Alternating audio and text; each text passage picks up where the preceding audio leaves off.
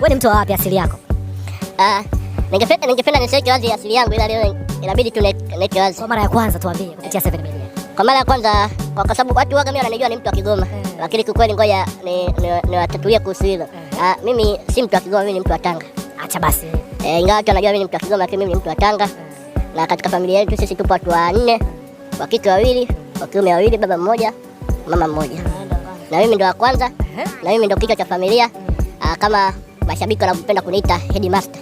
Hajakosea. Sawa, Gonzala alituambia ana miaka 20, mara mwisho nimeongea naye. Sasa wewe tuambie leo una miaka mingapi bwana Hensa Mwaduni? Mimi sina miaka, ni mtoto 2002. Mtoto 2002? Mimi ni mtoto 2002 na miaka 24. Ni mtoto 2002, kwa hiyo watapiga mahesabu kutoka 2002 mpaka 2026. Kuna miaka mingapi hapo katikati? Kwa hiyo watapiga mahesabu ya 2002. Wewe ni mtoto wa 2000? 2002. Mimi ni mtoto 2002. Wewe mwanaume sasa sisi mtoto 2000. Mbona wanaume ndio 2000? Wewe ajiteje sasa? Hata ataje miaka yake, ataje mtoto 2000. Mtoto 2000 ajita wanawake. Unasikia wimbo anakwambiaje?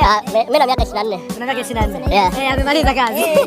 Sawa, hebu niambie zile namba